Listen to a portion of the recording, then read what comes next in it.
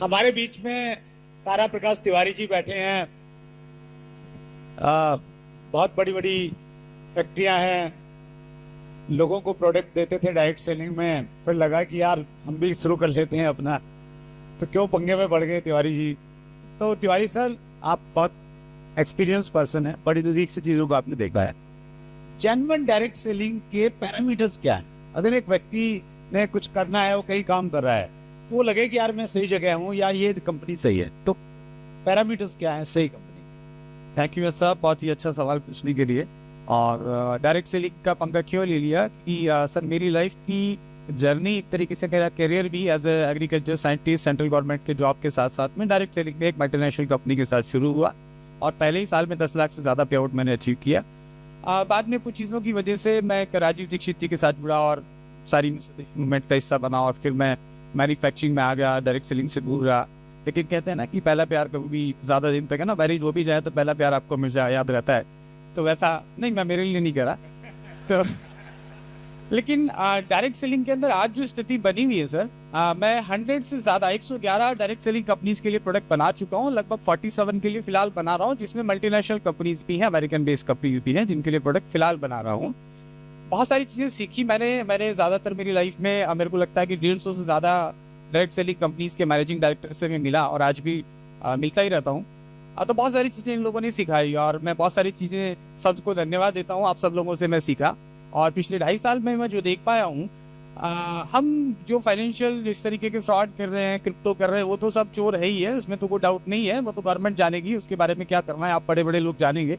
लेकिन मैं तो सिर्फ इतना समझ रहा हूँ कि किसी की बीवी अगर उसको छोड़ के जा रही है या एक्स्ट्रा मैरिटल अफेयर्स चल रहा है, तो कुछ ना कुछ प्रॉब्लम तो रिलेशन में है।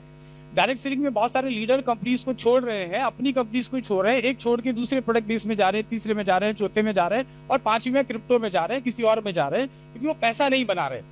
जहां तक मुझे लगता है, मैं राइट, पैसा बहुत कम लोग बना रहे हैं, पैसा नहीं बना रहे हैं वही जा रहे हैं, जो पैसा बना रहे हैं जनरली वो नहीं जाते। पैसा नहीं बनाने का रीजन है, जैसे सर ने कहा कि मेरे ब्लड में सेल्स है, तो सेल्स ही नहीं है, लोग सेल्स ही नहीं करना चाहते हैं, सेल्स के स्किल्स नहीं सीखना चाहते हैं, नॉलेज नहीं लेना चाहते हैं, बहुत सारी चीजें हैं। तो कंपनीज क्या कर रही है आज, बहुत सारे प्रोडक्ट बेस्ड कंपनीज भी, या मेरे हिसाब से एक अच्छी कंपनी में जो चीजें होनी चाहिए कहीं ना कहीं मिसिंग है, वहाँ पे कई लोग मंथली मतलब डेली बेसिस पे प्लान चल रहे हैं, डेली बेसिस पे पे आउट हो रहा है। आई डोंट नो, लेकिन मेरी समझ से बाहर है कि डेली आप कैसे पे आउट कर रहे हैं, वीकली कैसे कर रहे हैं, कैसे मैनेज करेंगे। बहुत सारे गवर्नमेंट के रूल्स इसमें आ रहे हैं आज वाले, जो नहीं फॉलो कर पा रहे हैं। लोग पैसा देके लीडर्स को खरीद रहे हैं। मेरे पास तो बिकने के लिए लोग जाते हैं, मैं तो सेमिनार हॉल में बैठे 4-5 लोगों के नाम तो नहीं ले सकता, लेकिन लोग बिकने के लिए आते हैं, है ना, वॉलंटरीली, कि सर मेरे को 12 लाख रुपए वहां दे रहे थे, लेकिन अगर मैंने सुना आपका नाम 15-20 लाख अगर देते हैं तो मेरी टीम के साथ आता हूँ। मैं तो खुलेआम बोलता हूँ लोगों को, मेरे वीडियोस आप देखिए। तो ऐसा क्यों हो रहा है, लोग क्यों बिक रहे हैं भाई? ऐसा ना, ऐसा क्या हो गया इस इंडस्ट्री में?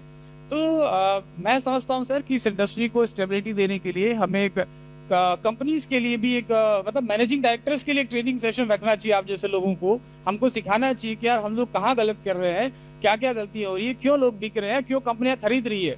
और अनफॉर्चुनेटली सर, मैं कम से कम 4-5 छोटी छोटी डायरेक्ट सेलिंग कंपनीज के एमडीज को जानता हूँ जो अभी कंपनी बंद करके क्रिप्टो कर रहे हैं। राइट, तो लीडर्स की बात नहीं है यहाँ, तो कंपनियां बंद हो रही है, कंपनियां क्रिप्टो में जा रही है, तो कहीं ना कहीं तो प्रॉब्लम है। तो हमें समझना पड़ेगा हमारे एथिक्स को, हमारे वैल्यूज को। सबसे ज्यादा एथिक्स की कभी मुझे नजर आती है, मैं तो अभी नया बच्चा हूँ डायरेक्ट सेलिंग में, वैसे इस इंडस्ट्री में काफी समय हूँ, लेकिन एथिक्स के नाम पे बाबा जी का टुल्लू मिलता है यहाँ पे। बहुत सारे कंपनियां भयानक अनएथिकल प्रैक्टिसेस कर रही हैं, प्रोडक्ट बेस ही कर रही हैं।